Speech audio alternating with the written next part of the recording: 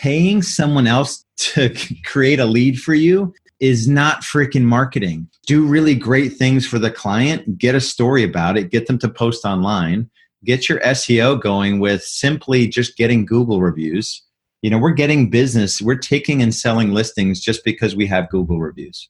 Our goal this year is to have more Google reviews than Zillow reviews. Wow, that's amazing. The culture is how we're serving our clients, and are they reciprocating on our helping them by helping us? Ready? Ready to rock and roll? Is that action? All right. Okay. That's right. All right. Absolutely. Go. Go. Hello, everybody. It's Jason Will with Go. This is a real estate podcast, but we talk about leadership, personal growth, and becoming the best version of yourself. Leadership, check 1, 2, check 1, 2. Growth, best version of yourself. Go. So this is a real estate podcast. Hey everybody, welcome back to the Impact Agent Podcast. As always, I want to remind everybody, if you're getting any value out of this show or prior shows, please show us some love on iTunes. You can rate, review, share. We really appreciate your support. We are not funded by advertisement, so this is a free show. So please show us your support, and thank you again for your continued listenership. So we've got a very special guest on the show this morning. Lars, where are you based out of? The real estate team is out of Charlotte, North Carolina. So Charlotte, you're technically a Southern boy, I would say.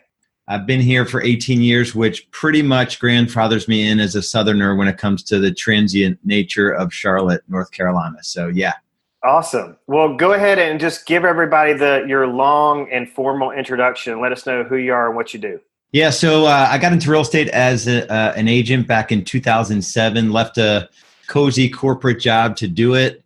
I learned within probably not even a month that it was a really tough career. I knew that if I was going to do anything, I would need leverage. I would need someone else doing the 80% of an agent's job that, is not dollar productive. And so out of the gate, I focused on selling, hired an administrator. I'm like, I can't work with buyers. I had just gotten married in 2006. We had a couple of kids in 2007 and 2010. And so grew the business and just worked systematically to get myself out of production. And I did it on the right economic model with value-based commission splits. And ultimately, I was just following a simple equation about the money I wanted to make and the hours that I wanted to work. And at the time, it was $500,000 working 2,000 hours. It was $250 an hour.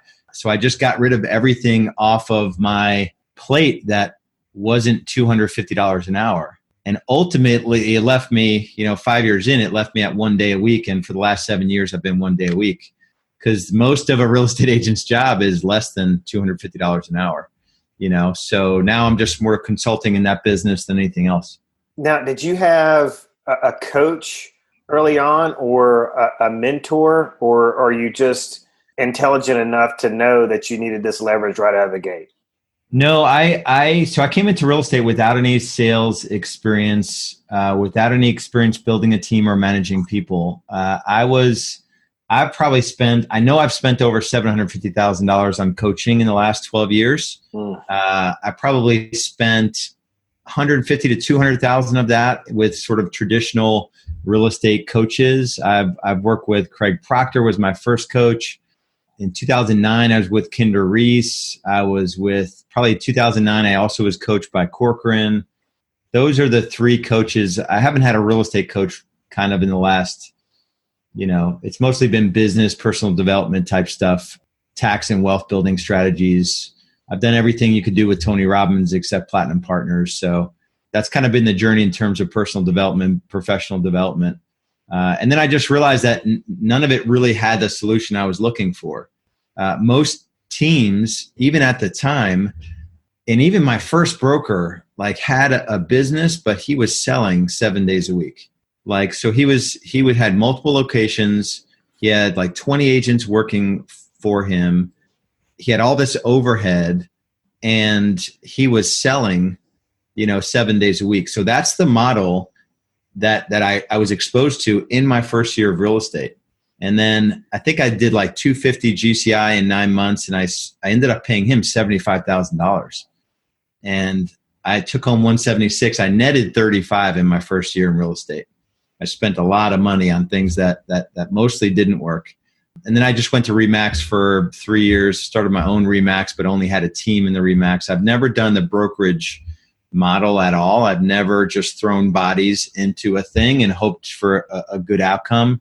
It's always been pretty tight, systems driven, the right economic model, value-based commission splits to my agents, where roughly we follow the third to agents, third to advertising, admin, and overhead, and a third to profit. That's kind of been the rough model that I've followed since 2009 when I hired my first buyer's agent. Yeah, and I would say that's, pretty standard across the industry as the way it should be. So I think you're following the absolute right model. Key word, the way it should be. Yeah, because I just, like you said, we were chatting about this, and most of the teams that I've come in contact with, I would say I rarely meet a team owner, a team leader that is running a profitable business. They have the sales numbers, but like the net is a very sad situation, and the agents on the team aren't happy. I'm hoping that today we can kind of pull back some layers and get real and raw, because break down some misconceptions. I'm sure some people will hear you say, that you have this limited involvement in your team, yet it's very, very successful. There's got to be a caveat. There's got to be something. Like, how could you have this team that functions at a high level and have so little involvement in there? So I'm hoping you'll take us behind the curtain on that. Yeah, for sure. And I don't think it's rocket science. We've shifted the way that we do business in the last 2 to 3 years from the way to win what's going on is going to be a consumer facing business. And I think a lot of the teams that are out there, they're simply just, brokerages, loose collection of agents where the team leader honestly has no idea what the agent is doing every day. But second of all, how that agent is treating their clients. We have a very tight environment that we built that, we know how our clients are being treated. We have like 8 different touch points from the time that we sign them as a client till the time that they close to make sure that we're delivering on the promises that we made in the sales process. And our sales processes on the buyer side and seller side are standardized. And it's really doing everything we possibly can do so that, in the next year, 2, 3, 5 years, that as everything is shifting, we don't want to be on the side where we're competing with somebody that has way more money, way more technology, and they're willing to sort of disrupt the industry from a financial model. A lot of other industries that have been disrupted ahead of us that will tell you that you want to be on the high service, Ritz-Carlton-like experience, high touch, emotional, and even in the way you market. It's not, we've gotten away from the instant offers and I'll buy your home and it's 30 days for free and all of that crap, because I don't think consumers want it anymore. I think they just want to see someone like them that used their service and that used our service and they can relate to it. And so we've kind of shifted and that's allowed us to get rid of all of our junky spend. We're at 7% advertising and marketing now. And there's got to be something very freeing and very cathartic about that, because like you talk about iBuyers and all these disruptions and, all these flat fee companies and just all this minutia of, shortcut kind of brokerages or business models. And there's a lot of fear in our industry about those and a lot of frustration. And people are, the big elephant in the room is people are just worried, sick about what Zillow's going to do and what Amazon is going to do for the real estate industry. But basically what I'm hearing you say is, who cares? If you're running a consumer-centric business model, you don't have to worry about all that stuff. Yeah, and it's funny. I had a conversation. So what I do in the coaching business, I'll do these business growth strategy sessions where I'll just talk about your business, what's good, what's bad, where do you want to go, what's holding you back, sort of thing. And I had a conversation yesterday with somebody that mentioned like some news about something. I don't even know what it was. It was rheology, or I'm like, and she's like, man, that stuff really has me. And I'm like, first of all, I don't watch any news whatsoever. Right. So I wouldn't know if like Like, I just don't know about anything going on in any news. So, but that stuff really doesn't impact the way that we're building our business. You know, it really has no bearing on the way we're building our business, because we just want to treat our clients so well that we have a referral in hand before they leave the closing table. And we started tracking that as a leading indicator of the success of our business. Yeah, that stuff we're not going to compete with that. We're not going to be in that game. It's going to be a smaller pie potentially, but take it like financial services or financial advisors. They've been on an 8-year decline in terms of the number of financial advisors in the US. 8 years in a row, the roster has gone down, which needs to happen for us. Technology disrupted financial advisory, like 10 years ago? You know, you could go online and do your own trades. I still have a financial advisor that I have a lot of money with, that I pay a lot of money and a lot of fees to. And I bought financial products through him. And so he's done really well for me. And I appreciate, you know, I only get him 4 times a year for a quarterly review. And I look forward to those times because he's giving me legitimate advice that is fitting for me and my situation as a business owner. And when I want to sort of step back from being in sort of income producing type activities. So I think you got to view your business that way. Like, consumers are going to, they'll pick up their Uber app and they'll grab an Uber. They'll stop by the Apple store. They'll do Grubhub on their phone. They'll, you know, go to Topgolf or Lifetime Fitness, or pick all of these businesses that are, you know, I just got a Peloton tread. So now I canceled my gym membership, and now I have a Peloton tread, which I think the thing is freaking amazing. Mm-hmm. And so all of these consumer experiences we're having, and then you go see a real estate agent, and it's like the real estate agent shows up in your home and they're like half-hearted presentation. And it's like, it's not even in the ballpark of what consumers are expecting. So I think as a team leader, if you put your mindset around, let's just create an experience for buyers and sellers that is on par with every other freaking industry of 20 other industries that they participate in, let's compete on that level. And then it becomes fun as the business owner. Well, yeah. And so the other part of this, I just want to make this point because I think it's like insanely important. You have stopped chasing business and you started attracting it. So you said, we want to, you know, at the closing table, we want to create an experience that is so valuable that we earn a referral before, you know, the deal is necessarily, the ink's even dry on the closing documents. Because I want to really drill down deep today on the podcast about profit.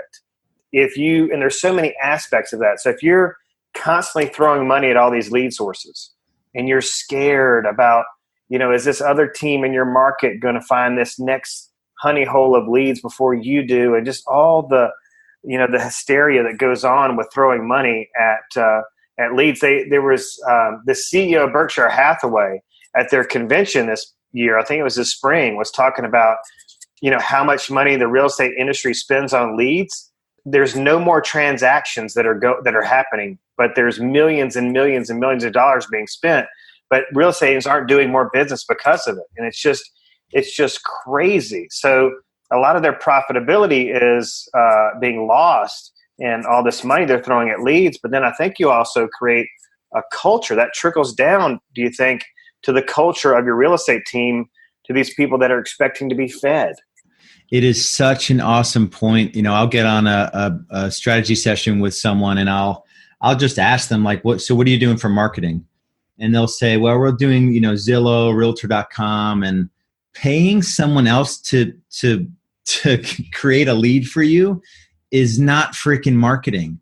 And team leaders actually think that that's marketing. It's like, and we have an agent in our market who, rumor has it, the dude was up to $75,000 a month with Zillow. He's now the Zillow premier partner or whatever. So now he's granted, you know, the awesome gift of taking listings at like 0.1% commission or whatever.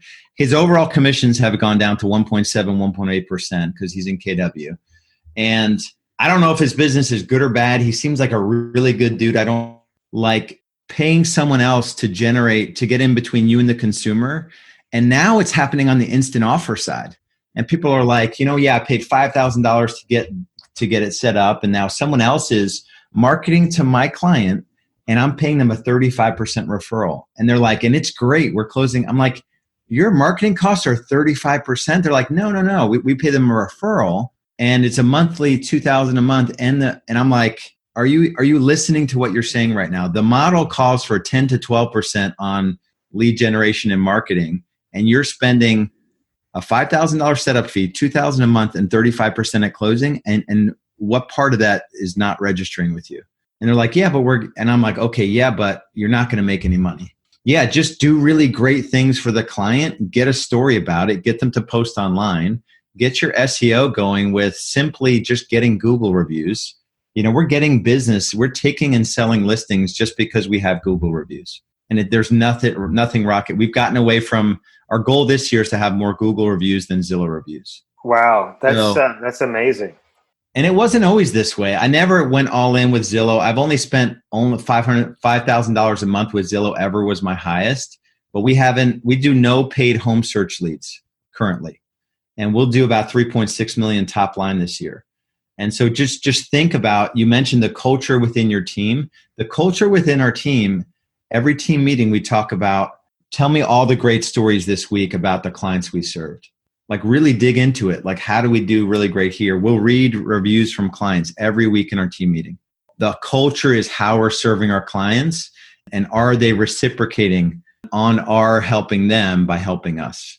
And I think it's life or death. Like if you're not taking that stance in your business as the team leader, I think it's going to be a really tough road. I talked to somebody at a Boomtown event, and I actually coached this dude early on. I think in 2014, I started Real Estate BSchool in 2013. So this was when I didn't even know if what I was doing was going to work for people. He went from 2017 to 2018. He went from like 700 transactions on his team, quote unquote. If you're not watching the video, I'm doing the quote things. 700 to 925 in a single year. He added 225 transactions, and he made no additional dollars.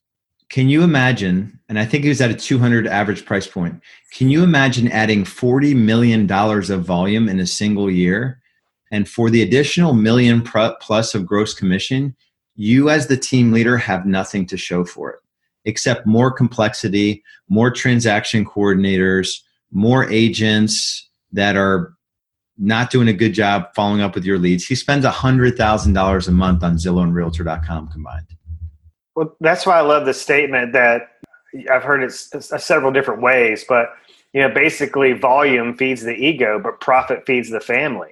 And this agent you're describing, I can see him now strutting around the office. Hey, I'm Mr. Big Time, getting on the stage at his real estate convention to speak to the CEO, and everybody's, wanting to be in his circle.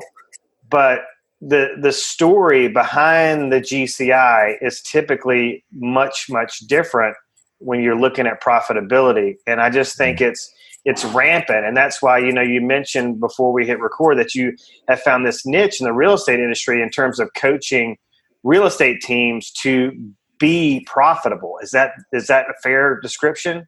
Yeah. I mean, it's the only thing that matters really. I mean, if I'll ask somebody like 3 years ago, what was your net worth goal today 3 years ago? And did you achieve it? And most people are like, team leaders, they literally spend all the money that they make.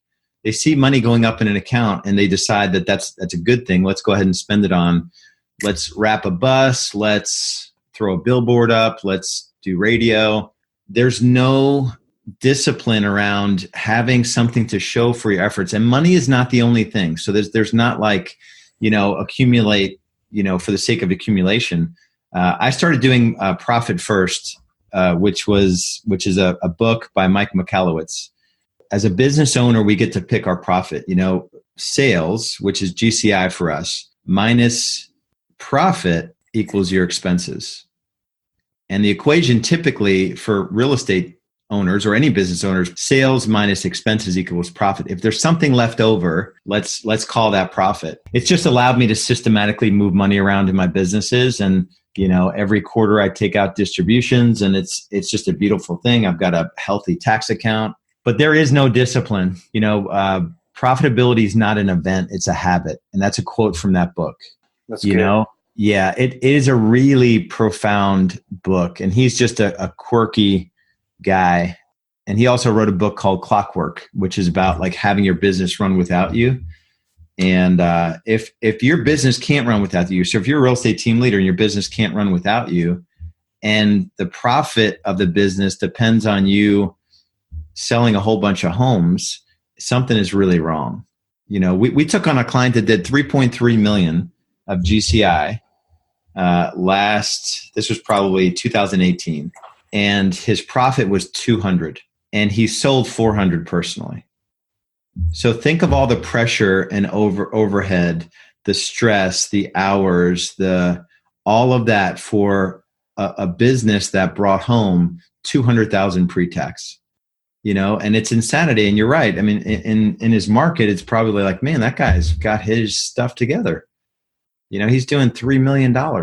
You know, $3 million should bring you home $1 million. Mm-hmm. And there's just a way to break it down. It's not throwing a bunch of bodies into it.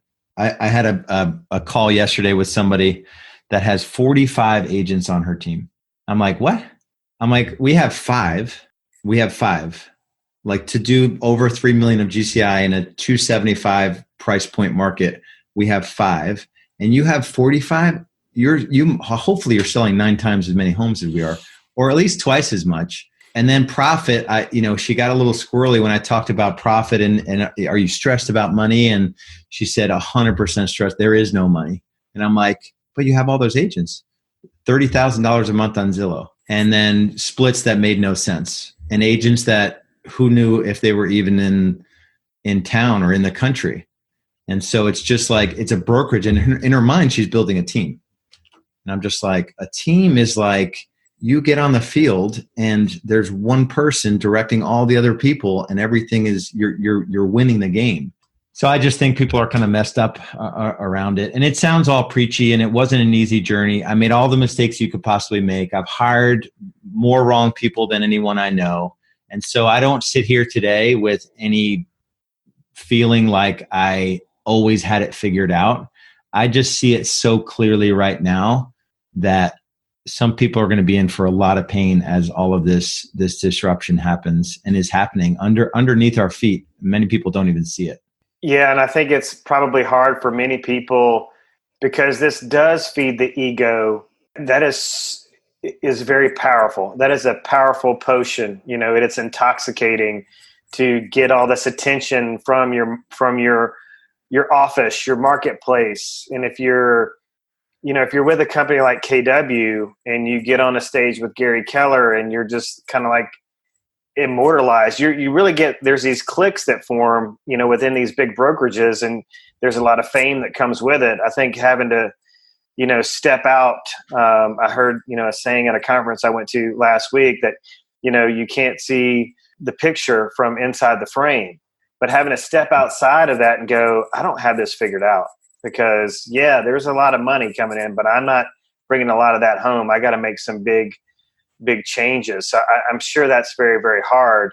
And this is just a rampant trend because it seems like everybody, the conversation in our industry is, well, the team is outperforming the individual, the future of their business is teams, but there's not a whole lot of teaching around, this business model. And that's where you come in at Real Estate BSchool, right? Yeah, and it's funny. So I'm in Gary's top mastermind because of where we are in our volume. And this was probably a month or two ago. We were all in the room, probably about 100 team leaders. And we're all just talking before Gary comes in. And Gary comes in, he's like, all right. He's like, he made the comment. He's like, hey, you better make sure if that person you're talking to makes any money before you listen to anything they just told you to do. And I'm like, well, praise Jesus, that you're actually, because I've also heard Gary say, y'all are taking too much money out of your business and you need to roll it back like I did for 10 years. I paid myself $150,000 for 10 years. So it's kind of was like a little bit of a mixed message. And I know guys in that room that grew from 4 million to 6 million in GCI, and they lost 300,000 in profit doing it. And in our minds, and I've done it, we like to think we're rolling everything back into the business, rolling everything. I could flip the switch right now and, grab additional $1 million of profit. It's like, I don't know, dude. I want to every twice a month, every quarter, I want to have money to show for, like, I want to see my net worth going in the right direction for all of the work I'm putting in to my business and all the risks that I'm taking. And the stress that, even though my stress is at an all-time low, I'm still stressed about owning two businesses that have a lot of overhead. And so it's just a weird thing. I think it's ego. I think people have shame and shame around their finances. And I don't think people even are willing to have an open conversation about, like, this is really bad and I don't know how to fix it, and reach out. And people think if you have a big business, $2-3 million team, that you've got to figure it out. It's just not the case. Well, I'll come at this from a personal standpoint, because I was with KW for about a decade, and it was like, hey, teams. And I believe strongly in the team model, but I was just like one of those typical agents that, even though I was a real estate agent in the town I was born and raised, I was very fearful. There was a lot of embarrassment around trying to build a business around my sphere of influence. Having to go back to those folks, that maybe I'd had too much to drink at a high school party and, disappointed their parents. There was a lot of stuff going on in my mind about that. So when I would go to, our big national events and meet some of these agents that were using, Boomtown and Tiger Leads and all the things, I was like, wow, I can just write a check and I'm going to get exposed to all these strangers. And that's going to be a lot easier than me having to go back and prove to these folks that I'm a professional now, and they should hire me to entrust me with their largest sale or purchase. And it's just here recently this year, after a lot of coaching, a lot of exposure to people like you who make a ton of sense, that we stopped spending the money on Zillow, and we started making a commitment to reinvest that money back into our client events. And are hosting more client events, just ramping all that, putting all this money back into clients in the consumer experience. I'm interested to hear your take on the fact that when you invest, when you have a consumer-centric business, because I know people are probably listening, and I know that I've tried to step out of my business to pursue other things. And continually get sucked back in. I have a hard time finding talent at the admin position. So I'm curious, if you build a consumer-centric, consumer-facing business, I would assume, in addition to that helping you attract more business so you can stop chasing it and throwing money at it, that's going to help you attract talent in terms of agents. Because I'm sure, or admins or leaders, I'm sure people are wondering, like, how can this guy, how did he find the person that runs his team to where he can have this freedom to run this second business? Yeah, so it's definitely been a journey. So the year that we did 248 homes, and this is back in the Lars Group days. Now, my name, I've got a business partner now, and my name is off the business. But back in the year we did 248 deals, I did one transaction that I think I worked about 3 to 5 days a week that year. And there were two natural leaders in the business. One was my inside sales person, and one was, I think she was listing client care. And so I was able to look for talent in the business, people that were in positions that wanted more opportunities. So one took over the backstage operations director, and one became the sales director.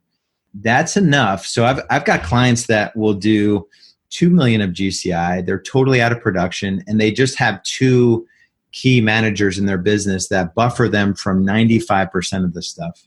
It's not that complicated, and it doesn't require 20 people. It requires like 10 people. You've got 3 or 4 administrators, you got 6 or 7 agents, and you're still doing listings. And then all of a sudden there's some people that really get the culture. They really want to step up. They really want additional opportunity. And then you've got 2 managers that come up. And that's enough for most team owners to be able to get to 2.5, 3 million with a very simple structure and people that know how to run the business. The business is not complicated. We complicate it as the team owner. Every day, are we setting appointments? Are we meeting with buyers and sellers, and are we signing them? And when they get signed, how are we servicing them? Contract to closing, activated listing to under contract. It's a really simple business. And I think when you say and you meaning a team leader says you need talent, yes, you need talent.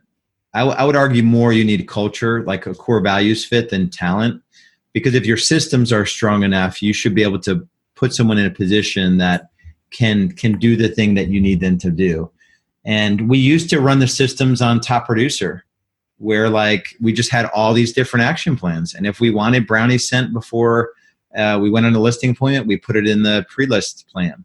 If we wanted whatever we wanted to have happen, we just put it into the plan. Now we run the whole business on Trello, so all of those boards and checklists and all of it is built out in Trello. It's the same exact thing. And so it's leaving nothing to the imagination, so that you can bring in good people and they can elevate, instead of figuring out every time they're having to come up with magic to activate a listing in the right way. They now can pay attention to the client and give them a little bit better service and be a little bit more present with them, in an email correspondence or on a voice message or a live phone call or a BombBomb video. We use BombBomb like crazy. Mm-hmm. So it's just build out 80% of what you want the person to do, and then there's 20% of it that they'll riff on. But it's really boring stuff. No team leader wants to hear about okay, the next 12 months is just building out all of these. I call them systems because team leaders think they need systems. When they see what the systems actually are, it's oh, that's boring. Let's just go do this instant offer lead thing, and we're always focused on top line and let's buy more leads. It's insanity. I don't think the future of real estate is forced registration home search leads. And that predominantly, that's most teams that have scaled quickly, they've done it using that. And I've been with Boomtown since 2008, but I never was at more than a couple thousand on pay-per-click a month. And I went to 5,000 on Zillow only when it was really returning for us. And then I went from 5 to 3 to 2, and then we got out of any of it a couple years ago. So, but we know our numbers, so I can cut that stuff because I know the cost per lead, I know the cost per closing, to be able to track by lead source exactly how much a lead costs, how much a set appointment costs, a met and a signed and a closed. So, without you tracking your numbers, it's hard to make any of these decisions. And without an economic model, you need to decide what your economic model is going to be, and then run profit first so you can guarantee that you're going to have money to show for all of the efforts that you're putting in. But there's a very prominent voice in the industry right now who is talking about, preaching very heavily about size matters in terms of real estate teams. Building out those 30 plus team member, deals. I had somebody, don't even get me started, but go ahead. Well, I was just going to say there are, and I'm going to turn you loose because I want you to hit this hard, but because, I'm in this right now myself. I think that's what kind of people relate to me because I'm in the trenches right now. I'm still trying to figure a lot of this stuff out myself. So I see that. I see the struggles because we have some agents on our team that consistently do a deal a month, and then we've got some that do 5+ a month. And this person who is a real estate coach, a real estate guru in our space, is saying, as long as that person that's doing one deal a month is happy and on your team and they're a cultural fit, leave them there. The key that you need in terms of conversion rates and all this stuff is more people. You just need more people doing one deal a month, and where your approach is polar opposite. So have at it. I want to be clear. In Real Estate BSchool, there are folks doing a lot of different things. And so what I do in my real estate team is a life or death decision. We're betting that the consumer is going to matter in the future. So the one I'm thinking of two guys as you're telling this story. There's one guy who says, if you want to get to 400 transactions, it's actually really easy. You just need to find 40 agents and they'll each sell 10 homes. And that's literally the plan. Right. Literally when you come in, we just took over a client from that coach specifically, and his business was a complete crap show. He had onboarded like 13 new agents in a week. And I'm like, show me your onboarding. Like, is it really like that leverage that you can serve an agent and get them, you're getting them to stop what they were doing and join your team, and their life is in your hand. And now you're just going to throw them in and hope that, and I would venture to guess in a setup like that where 40 agents are selling 10 homes each, and you'll have some that elevate and take advantage of the system. They're willing to work hard. They'll make the comment that, as long as they're a culture fit, our two first core values is we hustle and work hard, and we embrace accountability and discipline. It's hard for us to find 40 agents that fit those two. In the human race, it's hard to find. So when the caveat is said, yeah, as long as they're a culture fit, like, what's your culture? We're just good people. And the bottom line of it is that if you have, I promise you, in those 40 agents, you don't really know what's going on with the leads. You don't really know that every lead is being handled exactly the way that it should be handled. You certainly don't know if 40 agents are working with buyers this weekend, how each of those buyer clients are being treated, if they're following the scripts that you want them to follow, if you even ultimately own the lifetime value of that client. It is not the model that I would recommend, only because I think the consumer is going to win. And by definition, your margins are going to be much lower in that business. They just are. And I will look at anyone's P&L that's running a model like that. We took on another client that'll do 3 million GCI with 300,000 of profit. That's running that same exact model, 22 agents to do about 300 sides. And I'm like, dude, the ultimate score of the game in this one narrow area of money is the profitability. It's your gross margin, what you're spending on lead gen, what you're spending on people, what you're spending on overhead, and then what's left for you to split with the government. And maybe these businesses are going to be sustainable. And I know more loosely run teams that their margins have gone down year over year than have gone up as they've cut out the things that aren't client focused in their marketing, and they keep doing the old things that got them, like what got us here won't get us there. And then there's another guy that I was thinking of that it's the same thing. He teaches a 70% payout model, and he's got like 60 agents or 70 agents or something, doing 600 sides and he's banking on the fact that there's a portfolio of agents, and he does pay for leads, he does have overhead, he does have people, and so by definition, you do the math on that model. Like, you're starting out at 30% gross margin. He sells a lot of homes. Like, so I'm thinking of the one coach that has a real estate team, and then there's another coach that has like a gazillion coaches now for him that all are sort of drinking the juice and building out these insane models that I just don't agree with, because I think the consumer is going to puke all over it in the future. There's no consistency. It's not a real business. There's no consistency in the service delivered to the buyer or the seller. And it's just not. And you're not serving the agent really, to help them sell 12 homes, even if you're going to give them 70% of it. That's not a good living, for work on a system to help your agents sell 3, 4, 5 homes a month, even if you need to take more commission. Our agents sell 6 to 12 homes per month. And so, right or wrong or indifferent, we have as many administrators as we do salespeople, and we've got 2 runners also. And so it's just a different model. I would just say, for every team leader, as a business owner, are you going to focus on just catering to your salespeople, or thinking about the person that's paying the freaking commission? And working out a value proposition to the person paying the commission versus just throwing bodies into the mix, and then having a false sense of value to those agents, I believe. I want to make sure that people understand or got this point, because when you were talking about having these discussions about what experience is being delivered to the consumer, what you were talking about, we've touched on this earlier in the conversation, is you're basically describing what you would recommend is happening at a team meeting. That you guys are going, hey, where were the wins this past week on where we serve the customer? And if you have if you have a massive team and culture is really like super important as the foundation, there's no way you can have those meaningful conversations with 30 or 40 people and then have an efficient meeting where people aren't falling asleep, or you can't hold their attention that long. I think, I don't know if it's more stressful or not to run a team like that. The most agents I've ever had was 13 agents, and 6 of them either I didn't like them, I didn't like to be around them, or they just sucked at life. And it was 13. That's the year we sold over 400 homes.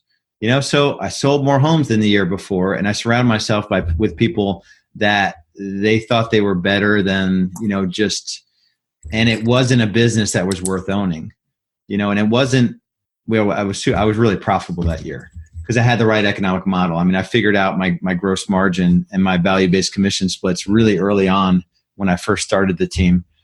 Yeah. I mean, it's just a question of time, money, and stress ultimately, with an eye toward what's going to happen in the future.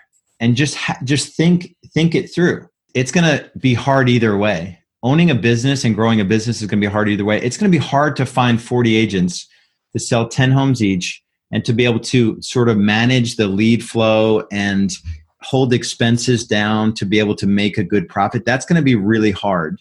Doing it the polar opposite way, where it's tight. You've got showing agents. You got, we have 1 showing agent, 2 inside sales, and 3 lead agents. That's a hard model. Like, it's hard to find people that want to do one thing. It's hard to find people that, don't want to disappear for the afternoon to show homes, and they're willing to double down on new business development. It's really hard, and it's really profitable, and it's fun to be around those people. And I want to help them crush it. I want to help them, build their net worth. I want to help them serve their families. I want to help them not work 60 hours a week. Our lead agents, they're in early and they're also leaving at 5:00, and they generally don't have to take too many evening or weekend appointments because they're not showing homes, and they're not, we invite sellers and buyers into the office for their first consultation. So yeah, there's a lot of moving parts here. I think it's just paying attention to the consumer. The consumer's paying us. So build your business paying attention to that. All right, so that's really the first. I'm jotting down some bullet points here as we wrap this up and close out. And I want to leave people with some really firm kind of tactical things that I think, just to start off, just like you said, just let's having a conversation and reflecting on how these relate to their current team model. But basically have a culture that's based on consumer experience. Having a very intentional team meeting. A lot of the dysfunctional team members, they're members of a dysfunctional team, talk about how just something silly during a team meeting, like a logo design, a new logo design, or just something, just housekeeping things that can be communicated in an email. And you were saying, like, we start all our team meetings talking about how did we win in the service of the consumer this week. We start ours out. That gives me like a shift to where we need to go a little bit deeper, but we start out celebrating the wins of our agents. Like, how did you win this week? What was your big win this week? Yeah, we start out with positive focus. One thing that you're proud of in the last 7 days, personally. That's how we start. Then we review some numbers. Then we go through our praise and prayer. So any praise for something great that's happened, or prayer for something that's not going well with you or someone you know. Then we go into our compassion impact, where we serve random urgent needs in the community anonymously. We will serve like $85,000 this year or something through our compassion impact. And then we get into the consumer experience, client reviews. Then we do hollers, which is we shout out team members. So it's a high energy, all about like our different constituents, our team members, our clients, our community, really digging in. And it's not this. And then we do personal development every week, to close it out, and we break bread together every week. So it's a really cool, we'll read articles together. We did Total Money Makeover together, Dave Ramsey, which was cool. We're doing Darren Hardy, Insane Productivity, coming up. So how long is this meeting? The core meeting is an hour. About 45 minutes. We break and grab lunch, and then we do an hour personal development. Wow. And what day of the week do y'all do that on? It's Tuesday. And it's a team meeting. We separate our sales meeting from our team meeting, which is really helpful because we don't have to spin out on client stuff or talk about sales issues or, our sales meeting is to better that arm of the business. And then operations has a meeting as well on Monday. And then we come together for a high energy, high emotion, team meeting every week. It's worked out pretty well. Like you were saying earlier, it's not rocket science, but where is the focus, your culture? What is the, architecture of your team meeting? What is the purpose and intentionality around that? Another thing I wrote down here is, do you simply put profit first? And are you holding your numbers accountable and your expenses accountable, your lead sources accountable? One thing we haven't really touched on, which, we've still got a few minutes left here, is where does accountability come in? I feel like so many team leaders, whether they bring on a lot of their friends to be on their team, or they just get to where the relationships are too friendly, where they can't draw a line in the sand and hold that person accountable because it's uncomfortable. There's a big accountability gap in a lot of the real estate teams. How would you, if somebody is listening and they have a real estate team and they have a really hard time holding their members accountable, what advice would you offer them? Yeah, accountability, and this has grown in my understanding over the last 10 years since I brought on my first team member. Accountability is, you need to position it as love. If your mindset around accountability is that it's this icky thing that I do to somebody, it's something you do for somebody and you need their permission to do it. And so, and it starts way early in the recruiting process. It's the fact that we have a set of core values that are meaningful. We have a cadence on this team that allows our team members to be successful, period. Like, being successful is not easy. And real estate, 84% don't renew their license on their second year. So if we're talking to a newly licensed agent, we're having those conversations. And then our structure takes care of a lot of it in terms of, we're in the office, we're all doing new business development. We have a very specific sort of routine that we follow. And we didn't invent it. Like, anyone that's successful in a sales job is doing new business development for 3 to 4 hours a day. If you don't do it, you're not going to sell anything. Take your lazy, bad routine to any sales position in any industry, and you're going to suck at it. Like, do you want to suck or do you want to be? And so we just have those conversations, which, drives a lot of people away. And that's why I just don't want to be around people that suck. If you can sell 10 homes a year on my freaking team, when I've got administrative staff and I'm paying for the leads, I sold 44 homes my first year in real estate, doing all of it myself. And I never had a sales background, and you're telling me you're going to sell 10 homes. And that's okay. Like, it just bothers me as a business owner to be even around a person like that. And so, and it forces some really tough decisions. When you say your core values are hustle, hard work, accountability, discipline, positive attitude, growth mindset, team player, it'll drive people out. It'll drive people away from the business, and people that are part-timers can't succeed in real estate. I believe it's a disservice to the consumer if you're doing real estate part-time. So accountability is just something that you need permission to provide for somebody, and you have to anchor it in something that is meaningful. If it's a young kid that hasn't learned life yet and they have nobody to be responsible for except themselves, what's the leverage there? We've failed with that specific sort of team member because there's no leverage. Like, they'll stay on their friend's couch. They don't even need an apartment, versus somebody like our lead agents all have families. They're all married. They all have something to fight for.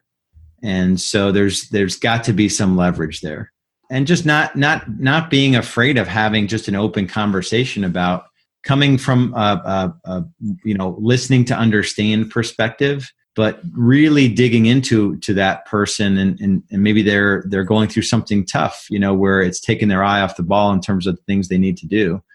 And then having clear expectations is another part. There's only 5 things you need to do to be a lead agent on our team. It's new business development, it's lead follow-up, it's, get a really high set to, met to signed, conversion on appointments. and then negotiate deals. And maybe the fifth is just continue to lead by example with culture. But that's the whole job description. And it's not a 40-hour week job to be a lead agent on our team. It's probably closer 50 to 60 hours. And that's real estate though. But you can make multiple six figures if you plug into our system and you fit our core values. We're not going to bend our core values for somebody. And so if you hire to core values, you're going to get people that are willing to be held accountable. Yeah, and I think the other thing that would be really powerful for team leaders listening to reflect on, and of course, if they're looking to build a team, I can't think of a better investment of their time but to listen to this episode of the Impact Agent podcast. But, you mentioned, being in business with people that you love, and, I would add love and respect. Looking around, you said, at one time when you had 13 agents, they were like, you had your core group that you're like, yeah, I would love to sit down and break bread with this person. The other one's, I think there's a lot of truth to that. Running a successful team, nobody comes on the team unless they're an embodiment of the culture, but that it's somebody that you really want to be in relationship with. Yeah. And I think that's the other piece too. I mean, our time here is limited. Why spend time with folks that aren't really going to appreciate and dig into the value you're willing to give them? The last point on people, it was a sermon that my pastor preached years ago. And if you Google Stephen Furtick relationship advice, it's a 1-minute video that 100% applies to business. Essentially, it's patterns versus potential. Real estate team leaders hire people for 90% of the time for potential.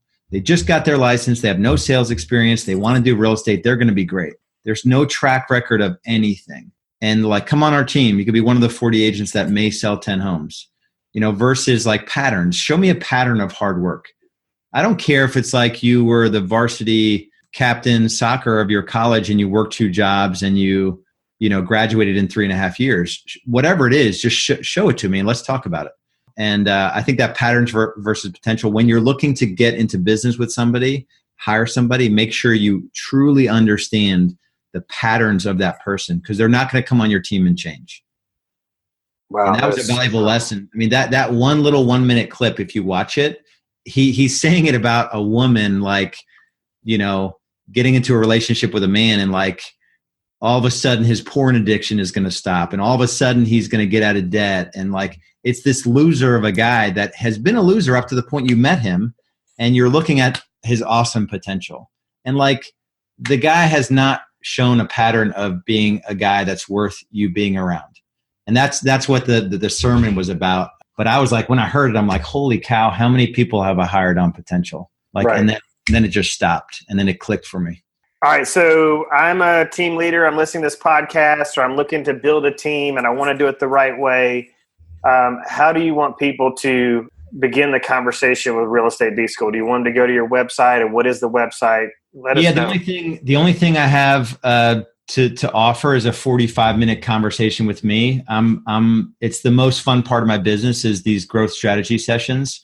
We just talk about where you're at in your business currently, what's working, what's not working, where do you think you want to go, and what's been holding you back from achieving, what you want. It's with the backdrop of time, money, and stress, right? We want you to have more time, more money, and less stress. Just go to realestatebschool.com. Yeah, and on the top, there's a big orange obnoxious banner that says book in a business growth strategy session. So that's the only thing I've got for you. If a conversation around Real Estate BSchool makes sense, we'll have it. If it doesn't, that's totally cool as well. So there's a little application you'll fill out to let me know where you are in your journey. And we've got a pilot program that we're doing right now, which is 30 days of free coaching, which is super exciting. We've been running that for about 6 to 8 weeks now. So we can talk about that as well. Cool. Well, thank you so much for joining us. I mean, this was a powerful conversation packed with value. And you're obviously somebody who is leading people, I feel like, in the right direction in the industry, talking about what's on the horizon in our industry and what we should be focused on in terms of the consumer and profit. So thank you so much for your honesty and just being real and raw with us today. Yeah, and I want to make sure I've messed up a lot too. You know, on these I get to preach a little bit. Right.